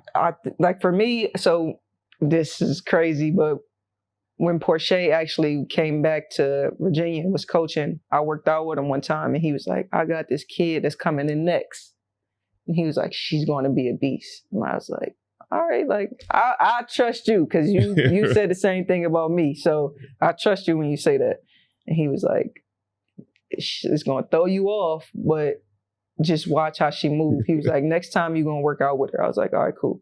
She came in, I was like, look, like, nah, I trust you on a lot of things now, GP, but I don't know about this one. Then I seen her like handling the ball and I seen how she was moving. And I was like, oh yeah, she going to be tough. Man, she going to be tough. And look where she's at now. It's like, he called it. And for me, it's like she got that game like Chelsea Gray. Yeah. Like that same type game, know how to use her body well, bigger stature up top. Like, but her offensive game even a little bit more refined at that young age. At that age, yeah. Like, she plays like Chelsea plays now in the league. But when you first see her, you're like, you wouldn't think, you wouldn't think she ain't that could tough. Look, But when that thing goes up, She buggy. Yeah, King, she's tough. King, you said you saw her against Fudd, yes, against St. John's Fudd, and gave them a 40-piece. yeah. I mean, two superstars going at each other, but man, It's a different way to I get was it. impressed. Listen, I was impressed. I knew it was different when I sent, because my mom, she loved basketball, football, tennis, whatever. She'd sit and watch everything. So I remember before we got here, I had seen somebody had sent a clip of her in high school, and I was like, "Is that part of the six?" So I sent it to my mom. I was like, "Mom, you see this?" Mom said, "What school is she going to?" I said, "It looks like she's going to Maryland." She said, "I'm getting tickets." I said, "Mom, you ain't never been in no college game. What you mean?" She's like, "Yo, I will pay to see her. She getting to it." So shout out to them. She's tough. But that'll lead us. Well, you got a new look Sparks team, because we want to talk more about the women's game and those things. But you got a new look Sparks team. I'm an LA guy. I'm telling you, Laker Nation, Sparks Nation. I'm here. I'm trying to go back to when I get home. I'm trying to go to a parade. I'm trying to go to a parade. You know what I'm saying? This year, next year, talk to me. What you feeling like going into the year? I think we're gonna be good. Yeah. A lot of people like counting us out. Okay, we lost some superstars. We lost Candace. We lost Chelsea. We lost Raquana Williams. Like, I get it, but we got some pieces still. Like, people doubting us, and the pieces we're bringing in aren't just like pieces. Yeah. Like, we got some dogs. Yeah. Like, we got some people coming in that got a chip on their shoulder. Like I have had going into the league. Undrafted, been cut. Is it Courtney Williams?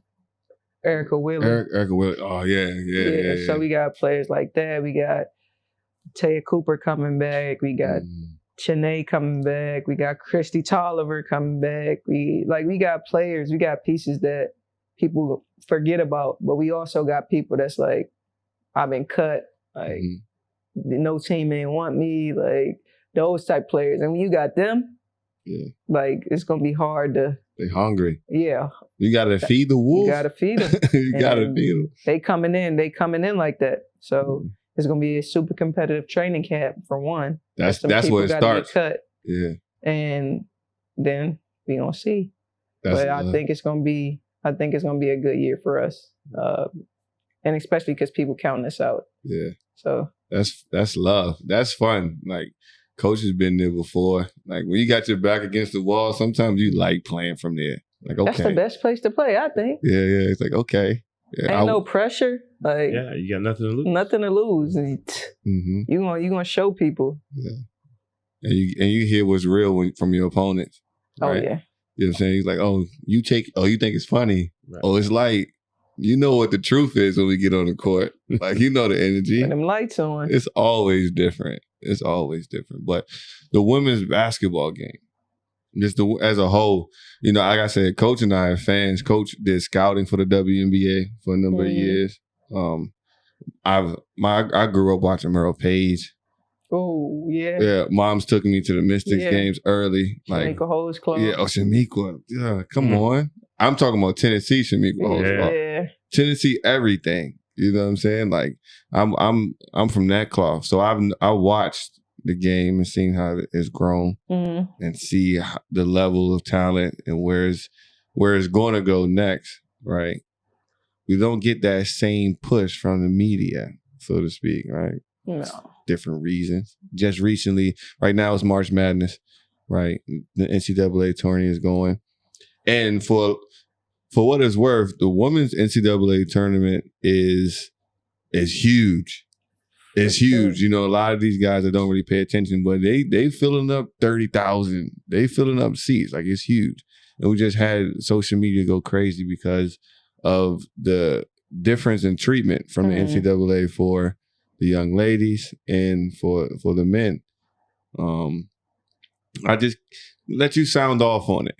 Right, because I know you've seen it and you just want to get something off your chest and, talk to some folks and just let them know, man, that, I mean, we all see the disparities in women's and men's sports, period. So to say without saying it is really not a surprise. Right. But it's still messed up. and just figuring out a way. One, because of Title IX, that should have never even been an issue. Right. I can see like on a professional level the differences, but that's because money's involved. Mm-hmm. But on a college level, every college athlete should be treated the same. They didn't even try. But we hear all the time that in college athletics, money isn't an issue. We all know it is. It is, for sure. And what we just saw was proof of that. Yeah, but when you're all under one umbrella, in a bubble, money shouldn't be. Oh, no, it shouldn't. Especially when you can see like, oh, this is our weight room, and I can go around the corner and see this is their weight room. Like, and the food. Did you see the food? Yeah, the food's bad. Crazy. The weight room's bad. Like The packages are bad. Like it was like they put no thought and no effort into. But the same thing happened in the bubble with us. You seen how the NBA was, and then you seen how the WNBA was. It was you did play in the bubble last year. Yeah, it was completely different. Same type. The food, our food. The arenas, our arena. Like it was. Now knowing that there is disparity in the money, you said you can see sometimes why it would be different on the pro level, but to the extent that it was so egregious with that was ridiculous. Like somebody should be fired. Yes, somebody should be fired. For sure. Because that's somebody deliberately trying to send a message that they don't give a crap. Yeah. They should be fired. That's somebody real. should. That's right. And you know what's funny is I just saw a graphic where they put down like UVA and several other schools got new facilities.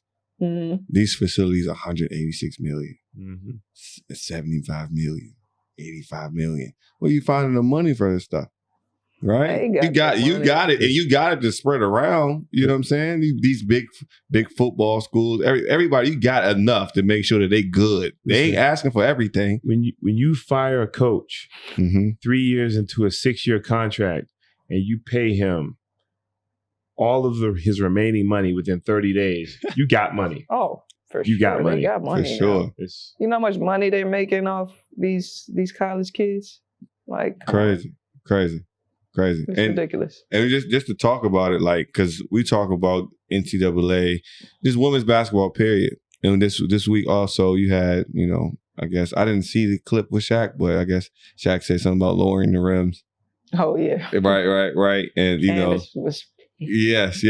Got upset. And I think what a lot of people don't understand is that when women are talking about respecting the game, or showing some love to the game, and, giving them, just equity, they're not asking for the exact same thing the NBA is getting. No. They know the difference. The WNBA is, 30 years in, if that? Year 25. Year 25, right? The league been around, Mike and Pettit, that's the 50s, right? It's been a long time it's been around. It's a business, so it's growing. It's just understanding that, you watching it grow, appreciate it for what it is, and don't try to mold it into something that you're already used to. Because it is a different game. Yeah. Completely different. Different. Just put some thought and concern into what you're doing. That what we just saw recently, somebody just said they just threw something out there to see if it sticks. Mm-hmm. That's ridiculous. So if it wasn't for social media, that nothing would happen, right? It wouldn't have been seen. Yeah. But I'm glad those kids spoke up. Yeah. In a time where we're talking about equality, how could you possibly think that was gonna fly? Yeah, it's a different generation. It's a different time. And for all the guys that you really got to pay attention to basketball. When you guys talk down on women's basketball, it lets me know that you really don't know what you're talking about when it comes to the game. Right. Watching the game and being able to sit and watching the Storm play against the Mystics in the finals 2 years ago, and watching that level of basketball, we always talk about the footwork. We're talking about, just the art of it too. Because a lot of times in basketball as men, the ball don't get swung around. Mm-hmm. Right? There's no real rhythm within the space. There's no scheme that's getting complete, right? You can't really see the things that to the purest form, because sometimes you rely on athleticism. And even when you get to the highest peak, you get athleticism can only take you but so far. Yeah. It only do is so much. So appreciate the game for what it is. If you don't know hoops, and you just say you don't know, Don't demean the game, because I promise you, like T said, she grew up hooping with us. And a lot of people don't know how, and you can expand on this, how tough it is to play overseas for 8-9 months and then come back and play a grueling WNBA season. People don't know that. That's tough playing year round. Yeah, you do that in high school. Right. College, you gotta get a little break. Right. But then you back at it in the league. It's like nonstop. You don't get a break. I take my break though. Right. You're smart. But a lot of people play year round, literally. Play in the summer. Season's over in October, so end of September, early October. Some people get a week, some people get 10 days, and then they're going overseas for 7 months. And then when that season's over, it rolls right into training camp. So it's no breaks. So you gotta find a way to take your breaks. And with the new CBA, it's allowing people to not go overseas, go over half the season in that regard. But at some point, I think it's going to be, the league's going to grow enough to where you won't have to do both. But it'll be interesting to see like when that comes. But if you do it, again, Dubai is not a bad place, right? Oh, I come here every off season. hey, listen, T, and OG take care of all the personnel stuff, but I promise you, I think I can say this, in confidence. We got some room for you at Hoopmountain, Dubai too. Listen, yes, hey, keep my spot. We got. I'm open to it. If you come over here and you can give us any bit of your free time, we'll take over netball. Oh, for sure. We'll take over netball. Netball got all the athletes. Hey, I'm with it. I'm with it for we sure. already got a couple. That's for sure. But we love to hear. I can't wait to see the season. I can't wait until the season starts. Man, like it's different for me because this basketball over here. Yeah, taught me patience. Yeah, I was gonna say, what is that like? Because what a lot of our listeners are from here too, and we always tell them that Coach and I are really trying to, we're really, even though there have been other entities here 15 years or so, just they dropped the ball on a lot of things, right? We can't fault them for what they didn't know, possibly, or what they didn't have the resources to complete and share with the kids. But we're building from the ground up. So kind of like, what do you think the basketball landscape is now in Dubai and what it has room for? Man, they have a long way to go. Yeah. And that's just me speaking. Personally, being here, I played here for 6 weeks and then went home for a month, and I've been here the last 3. And just seeing how different the culture of basketball is here. There isn't one. And I say it starts at the grassroots level, and in the homes, because the culture here itself is different. And especially for on the women's side of sports, it's like they don't really teach the girls to go play sports. Like that's not the first thing on their list of things to do. So that's where it has to start. But at the grassroots level here, like you guys are doing, y'all are training these kids in a way that'll make them better. And it's not just in the aspect of basketball. It's learning like life lessons and understanding that when you sign up for something and you do something, you stick with it. Yeah.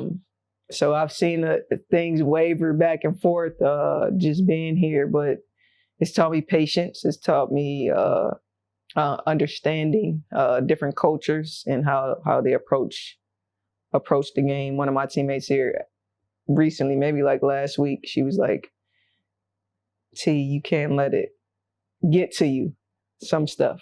And I was like, what you mean? She was like, you got to understand, they don't play basketball for the same reasons we do. Mm-hmm. And I was like, what you mean? Like, I play basketball because I love it. And it's a means for me and my family. And she was like, exactly. She was like, they don't need that. Yeah. She was like, they don't need basketball. Yeah. She was like, a lot of these kids that come, they just do it just to get away from home. Yeah. not because they need it, not because they need to make money, not because they have a passion for it. Literally, just to say, I don't want to sit in the house, Right. so I'm going to just go say I'm going to play basketball. They work regular jobs, like they have regular jobs, and then they come to practice when they come to practice. Yeah, crazy. So for me, it was different because even in other countries where I've played, you're going to come to practice. Like Right. it's not like maybe I'll make it, maybe not. Like you're getting paid to do this, you're going to come. Here, it's kind of like, I'm doing it for fun.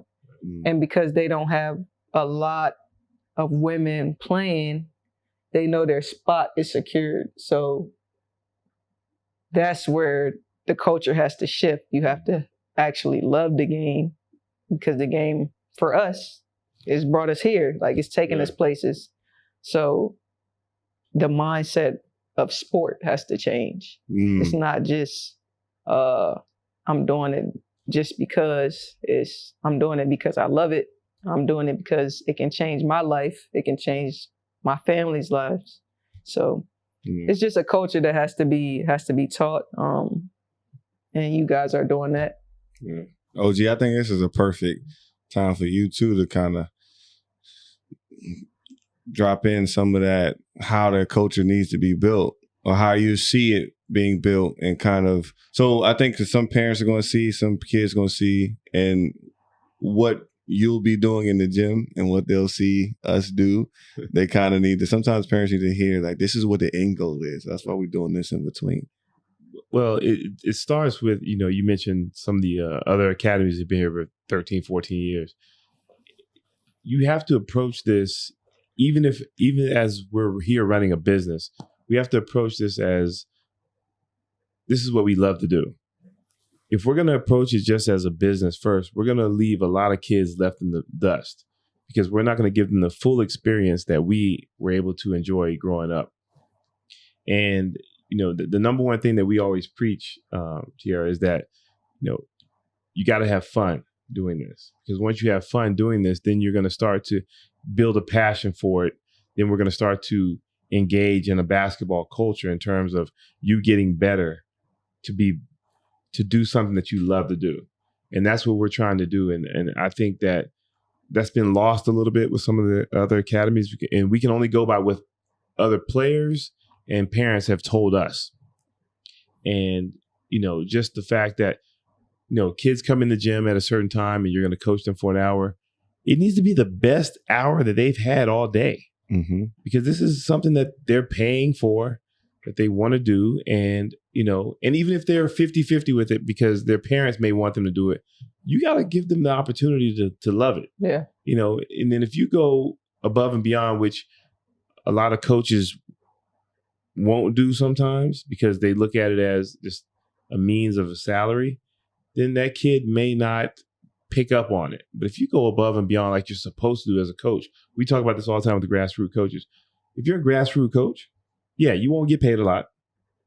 You got to work harder, and you got to love what you do. You got to deal with more. You have to deal with a lot. And if you're not willing to do that, then you're going to ultimately hurt the environment that you're coaching around.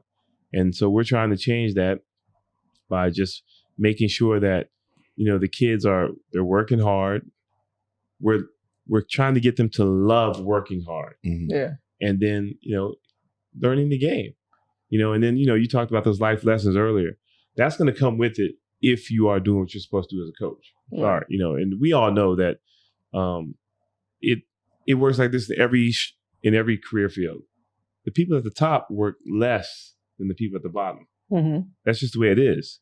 But you got to work hard at the bottom to eventually get to the top. And then if you are who you were when you started, it'll trickle down to the new coaches coming in behind you, and then you can make a difference. Mm-hmm. And that's what we're trying to do. Yeah. What I've noticed is, as you said, they don't have the same reason for playing as we do. Mm-hmm. Right. But what happens is that a lot of coaches, what I see is they aren't creative in their approach. Right. Well, I always say basketball is the greatest metaphor for life. Right. Like there's literally every lesson that you can learn about life through the game somehow, some way.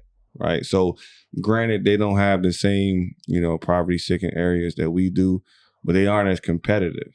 Yeah. Right. and they can't see it now, but later that'll push them to where maybe they aren't leading their family the way they need to be leading it because they don't have that extra push, that extra urge that they have to get. They got to be molded some way, right? So now we've learned, I learned this early, is that people who are specialists in things aren't always great teachers. Right? In college, you learn your professor, they don't have teaching degrees. Your college professor didn't learn how to teach you a concept and teach somebody who only learns visually, somebody who only learns through actually doing it. They don't know how to do any of those things, Right. or to try to teach that message through a different channel that they can relate to. So now you got a different generation of kids and a different culture of kids who don't need basketball. At least they don't think they do. So now you got to figure out, like, okay, you don't need money, but you want to be good. You want to learn how to work at things. You want to feel that gratification of winning, right? You want to do something you said you can't do. Because Coach and I always say, we have kids tell us, I can't do it. I can't do it. And I always say, if you say I can't, you're not going to have problems. People are going to Mars. You got kids helping build rockets. Yeah. You can't dribble a basketball with your left hand. You're not putting the effort towards it, right? So now you kind of eliminate that barrier there, and now the kid looking at you like, okay. And they finally taste. You remember what that first win was like? Yeah. Right? And now he's like, okay, I see what I'm working for. So now you teach somebody how to be a winner, right? So getting a little bit more creative with those spaces. You know, Yeah. We're working on it.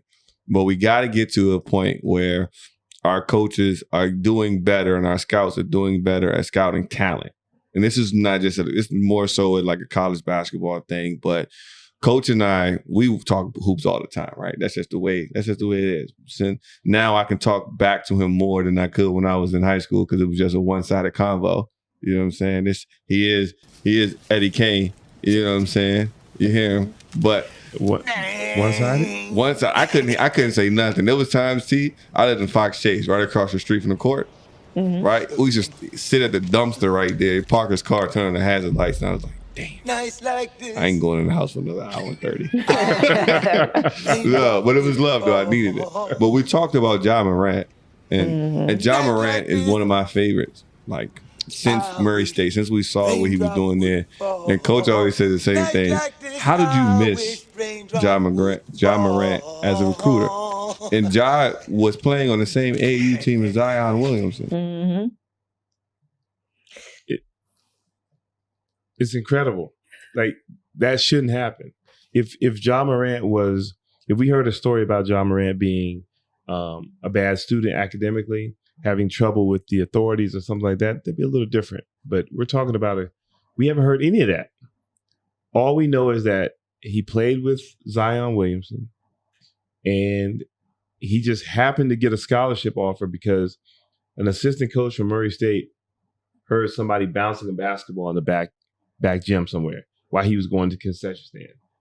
That's disgusting. I'm sorry. That's crazy. You can't play on an AAU team with Zion Williamson, where he's the main attraction in the United States, and you're doing some amazing things yourself, and nobody offers you a scholarship. No one's talking about you. Somebody should be fired. Right. I agree. Right. You said it earlier. Fired. You watching Zion catch lobs, and then you watching Zion throw lobs to a guard that's flying through the air, and you didn't think like, I need him. Right. Yeah. We don't even we haven't even heard of him having mid-major offers. Mm-hmm. None of that. There's no, fired. No, that's real. You talked about, you had a funny story. You talked about Chaney, rest in peace to John Chaney. You said somebody had a legendary slip up at Temple while you were there. Yeah, somebody missed out on Tim Duncan for sure. Tim Duncan. Yeah. I'm not gonna say any names because I'm not gonna slander this person because they'll come back to assassinate my character. Let's just say Tim Duncan was designated a swimmer only, and he turned out to be one of the top players in college basketball history and one of the all-time greats in the NBA. Man, so somebody was almost fired. Listen, for sure. I know Chaney was going crazy off that. Yes. Yes. Like, and T, I know you see it too. Like by the time you get to the pros, though, you don't have your resume that's gonna guard you anymore. Mhm. It is what it is. Yeah. Right? It ain't no more. I was this and that before. But like, how many times have you heard so and so coming in, and you seen so and so, and you were like, "Yo, this is who you brought here." I've seen it at a lot of levels. It's like now more than ever because it's the social media era and everybody's putting up highlight tapes and whoever got the most followers and likes. And then you see them and it's like, what's that? Yeah. Are they really all that? So you're saying social media is pushing these people, making like that? I believe so. Not saying everybody can't hoop, but I've seen I've seen a few players that have been highly touted because of social media, and then when they get to that next level, you're like, where was all that I seen on social media? Like that ain't the same player. It's hurting the game. I'm glad you mentioned that because that's what I was gonna finish up with today in terms of like people watching just highlights of people. And we don't get a chance to see the lowlights or just the average game. You know, and so some people get a misconception of how good somebody really is. Yeah. We all have highlights. Oh yeah. You know, if you got enough time to sit through and do a lot of editing, everybody looks great sometimes. Yep. Even Ethan, you know? Nah, that's a lie. Oh, my bad. That's a lie. Look, where my But listen though, what I also think on the other side of that, there's two things, right? When you talk about Murray State finally getting Ja, I think back to when Trae Young was at Oklahoma. And Calipari, I think they had just played Oklahoma, or Trae had a crazy game when he had put up a 42 piece or something like that. And then it came out that Kentucky was one of his offers, but he decided not to go to Kentucky. And part of that reason was because Cal told him he wasn't going to give him a green light like that. Like, Trae, you're not going to be able to come here and do that. Now, let's think about Kentucky puts out great pros, right? And you're going to come there with 5 other pros. So you're going to have to, take a role. But not every coach, as OG always says, adapts to what is coming in. So, Trae Young coming in, he play a certain way. You got to give him the leeway to do what he need to do because it's just different, right? The way Ja was playing, do we know that another coach at a higher school will let him do that since he didn't come in with that McDonald's All-American Jordan Capital Classic thing? Because I just saw the highlights from his first game against Marquette in the first round of tourney where he had like a triple-double, 17 and 16 assists and tearing them up. But the question is, why wasn't he a top-rated recruit? Yeah. You listen, highlights. You played on Boo Williams' team. Yeah. If you're on that team, you was doing damage somewhere. So you're playing on a team with Zion Williamson. This wasn't Zion Williamson's dad's team or anything like that. This was a good team. And we all saw the highlight. Right. Zion was on ESPN. So why was he top ranked recruit? It's interesting. We talk about the game kind of being hindered a little bit because of highlights. I think trainers are training for highlights. For sure. Right? You think about, we look at it all the time, right? When we watch videos where they might be doing 6 or 7 dribbles in one spot before they make the other one. Like you did 2 counters at the top of the key before you even got to the elbow, right? And we're looking at it, King is like, yo, like, what is this dude doing? Why is he training that? And then we'll get a kid and we're just trying to teach him how to come off a pin down and catch it and just get their feet right so they can face the basket on the wing, and they can't do it. And we're like, you aren't going to get more than 3 dribbles in a half-court situation unless you're top 5 in the world. Right, unless you're that guy. Yeah, that's like that woman. It's not going to happen. And not only do we talk about how many dribbles they take, we're talking about the space they cover. Like, where are the other 8 players? Right. You dragging your defender left and right, 6 feet over here, 6 feet over here. Where are the other 8 players? Yeah. You don't have time and space for that. And we can't keep showing this to our average players who are trying to find themselves and develop their game. That's a misconception of how it's actually done. Yes, completely. And then, I saw, old interview clips from Kobe, and I saw, I think Ray Allen was interviewed on one ESPN show, and Kobe just talked about the foundation that he built on his game, right? And it always was like he knew his first move, his strongest move was going to his right and pulling up, right? But he also knew that, I had counters going there. I can shoot at the elbow. I can get all the way to my right there. Or the next time I can get here, pump fake up under. Or I got a whole menu of things I can do based off that one move right there. That's just in the mid-range spot, right? And then we talk about Ray Allen, greatest three-pointer shooter ever until Steph retires, right? They'll say that. And he talked about the game is hard for him to watch. They said Ray Allen averaged 5.2 3-point attempts per game. Mm-hmm. That was Ray Allen when he was playing. He said now there's 3 or 4 or 5 guys on one team averaging that same type of attempt. He said it's hard to watch the game because there's no real ebbs and flow of it. Like you're not always going to be able to shoot a three. It's like the mid-range game is obsolete almost. Like you're taking it out of the game and you're not giving it the attention it needs, right? And part of it is because they're not training for that. I played for a coach in college who told us at one point, you got to do all three-pointers or dunks and layups. And I was like, and I was the only one who didn't do it. I was like, that's not my game. If I do that, I'm not going to be as effective. Like, I don't shoot threes well unless I got a rhythm going. Because I used to get cursed out if I shot the three first part of the game because go get a touch in the paint, catch a rhythm, right? Build up, level 1 in the paint, level 2 mid-range, level 3 come back here. But nobody trains like that no more. Right, all coaches that way.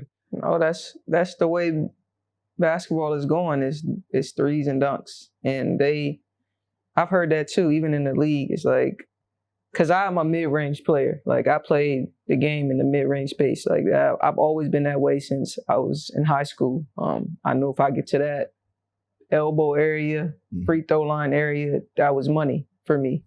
But as my career is gone, it's become, you got to be able to knock down the three and you got to be able to finish.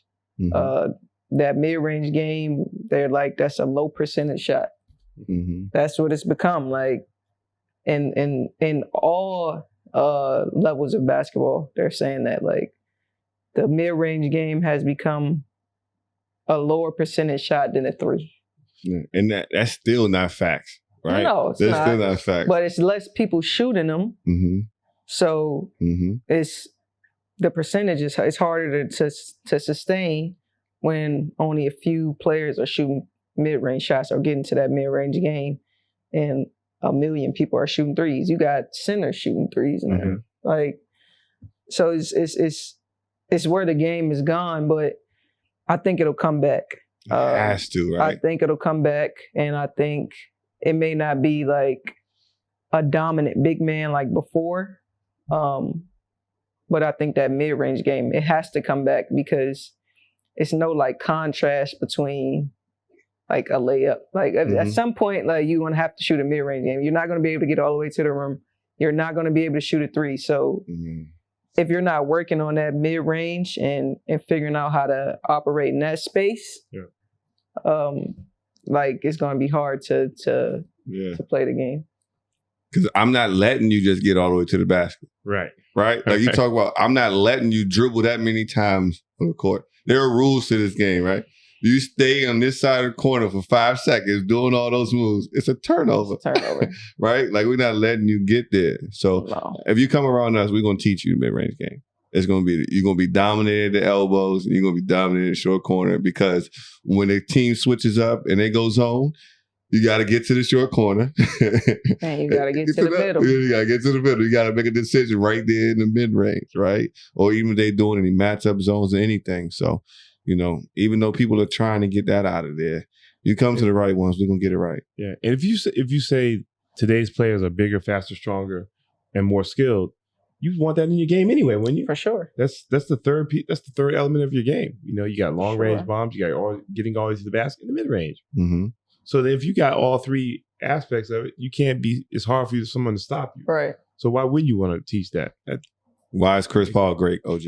Oh, mid-range all day long. I think he lead the league in fourth quarter points, right? Yeah, And that's all day long. and that's the balance that he got when he comes off the pick and roll. Mhm. You can't come too tight because he's gonna drop it off, right? If you're gonna keep backing up, he's gonna have it on your heels, so he's just gonna pull up right there. Or you know him, he'll keep his dribble, go under the basket, come back to the corner, and in short corner, he got the pull up, right? That's still there. The league's best scorers in the last 10 years has still been mid-range dominant, except for Steph and James Harden. Yeah. And James Harden can change that if he wants to. Yeah. James Harden is like he scores anywhere. Anyway. So Yeah. we don't even put him in the comment. We just say Steph. Yeah, that's it. So we'll see how that changes because it's gonna happen. But man, it's a good episode. It feels good. But before we go, OG always talked about he likes to give his praise to people when they're here, right? You know how they say you like to give people their flowers, right? So we're gonna make sure while everyone's here and while they all see us that we give Tierra Ruffin-Pratt, her flowers for being not only a legend but an inspiration to young women everywhere, and for doubling back, coming back to the crib. Yes. Like I had it so T, thank you for being T. Thank you for being great. Thank you for being here. Your birthday coming up at 30, we won't see you. So happy early birthday. Thank you. I appreciate you. Yeah. guys. I know. For looking out for sure. Since I've been here, Yeah. you guys have been great. No, we locked in, man. You can't get rid of us now. I'm sorry. Oh, I'm not trying to. I'm trying to be back here with y'all. Yeah, we're gonna get it right. So, the way we wrap up each episode, we do what we call a post-game wrap-up. You know how it is. After the game, in the locker room, win or loss, coach wraps it up, leaves you with your one thing that you got to remember going into the next thing. So, coach always leads us off, and then I'll go and we'll let you finish it today. Okay. All right. So, coach, what you got for us? Let's talk about the highlights and lowlights. A lot of players nowadays that aspire to be good basketball players look at a lot of YouTube videos, Instagram videos, and things like that, and they see only the highlights of these great players, these so-called great players. But if you really, really want to work on your game, watch an entire basketball game. Because if it's a great player, you want to see what he or she does good and what he or she does bad. And you want to try to emulate that in terms of how they recover from the bad mistakes that they make during a game. Because trust me, everybody in the world that plays basketball has highlights. Okay, that's only editing. But if you're a true fan of the game, you have true passion for the game. You want to make sure you're able to play an entire game and work through the bad times just as well as the good times and be a complete basketball player.